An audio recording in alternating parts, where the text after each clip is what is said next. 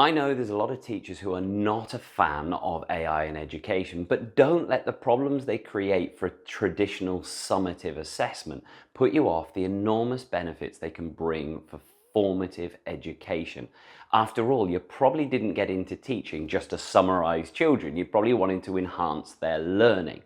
So in this video, I'm going to show you how I use GPTs, a specific part of ChatGPT, to give the students in my class at my school a competitive edge in preparing for their exams.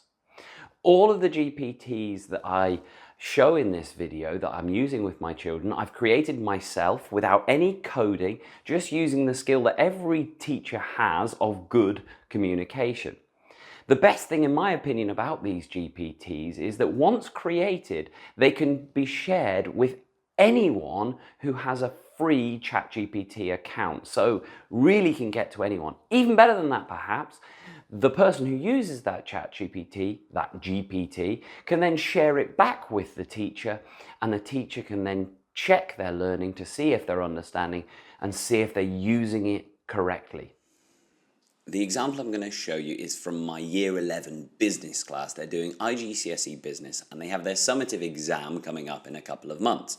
Now on my screen I've got the mock review, absolutely standard stuff. They did a mock exam and then of course I make them figure out what they did well and what they didn't do well in that exam. Every student completes one of these forms. You can see on this anonymous one that we can pick out some of their doubts. They can see application is improving. They've got gaps in Unit 2. They don't understand motivation theory because they were absent. They don't understand how to get analysis marks, but their application is improving. So we've got various different things. Each child is going to have a different set of doubts from that. We're all used to that as teachers. But it doesn't mean we're good at solving it. And often we look to break times and lunch times because you can't just teach individually those doubts because that child was off on holiday. This is where AI can really come to the rescue. Taking it back to my Year 11 class then, let's see how I get them prepared this year with AI in the world. So you can see my standard Google Classroom, nothing clever, and I've just set the homework for them. Your homework is to engage with a GPT for at least 25 minutes and share the chat link so I can review the conversation. Choose any business GPT from the following page that you find most useful. Now, you might be thinking, well, you're just telling them to chat with ChatGPT. I'm not. These GPTs are created by me, the subject specialist, all designed for a specific purpose. Now, I can freely share these to the school site. I'm sharing them on my website for free so anyone can use them, but you can keep them within the school system if you want. All of these are the links. All of these GPTs I've created without any coding behind it. Relatively straightforward to do so. So if we have a look at the sorts of things, she's now got a choice. What does she want help with? She said she was away for Unit 2, I think it was, and she didn't understand motivational theory. Well, if she clicks on this one, it will take her to the business IGCSE tutor ChatGPT specialist. I'll show you it afterwards. And she can say, I was away, what do I need to know for this exam? It will tell her all the things she needs to know specifically for this exam and pitched at the right level.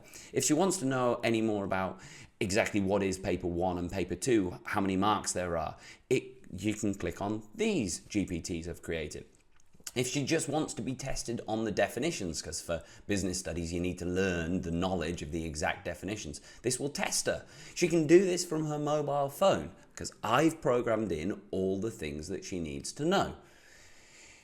Over here, a lot of work gone into these ones, but these are all the things she needs to know in terms of knowledge, low-level skill for Unit 1. I think she said she was happy with Unit 4, I think she said, or she was happy with 5. But each child in my class can pick the unit that they don't feel comfortable with. So I don't have to say, go and revise this or go and learn this, because they might be happy with it. Now they've got the autonomy themselves to go and say, I struggle with Unit 2. I want to click and be tested on Unit 2.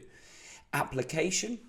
She said she was getting better at application. Well, here is a GPT designed to teach that skill. It tells them exactly from all the examiner's reports what they're looking for. And even here, it creates answers that she can mark. So getting her familiar with it, and she can spend that time. Analysis tutor, same thing, higher level skill. Evaluations tutor, high level skills, but again, knows exactly what the examiners are looking for, gives some examples, doesn't set past paper questions, because that is really a high level skill where the teacher needs to still be involved, but does give her the idea of exactly what we're looking for. Really useful. So I'm not going to click on them now because I want to show what happens when the children click on them. Let's have a look. So the children go away, click on those links, interact with their homework. They can do it from their mobile phone, they can do it on the bus, they can do it at a computer, however they like. But the key is they can pick the GPT and the skill or the knowledge that they want to learn or be tested on. What comes back to me then, I'm back in my Google Classroom. As you can see, I now have the class coming in, and all I have here is a little link. They know how to attach it as a link, and I can click on that. When I click on that, it takes me to their conversation. This is the best bit. So I'm not offloading the marking, and I'm not in control of what they're learning. I absolutely, as a teacher, want to see, are they understanding things? Are they improving? Well, I still have the capabilities to do that because I can look at their conversation. I can also check on their AI literacy and see how they're interacting. Is the conversation safe? Are they learning good habits? So this person, they wanted to look at question 2. Looks like they're testing themselves on unit 2. They went for the knowledge tester. The knowledge tester says they can do it in multi-choice or type definitions. It's up to them. They went multi-choice, the easier option, and then they work through that. But while that person in the class was looking at multi-choice, remember, I've got a whole class. I just go on to the next one in my Google Classroom and the next ChatGPT. I click on the link, it's going to open it up, which was this one. This person had decided to test themselves on the definitions. They'd said, okay, give me 30 definitions, and they'd written their answers. And because definitions are just knowledge, low-level skill, I've programmed what it needs to know, and the marking is very accurate indeed.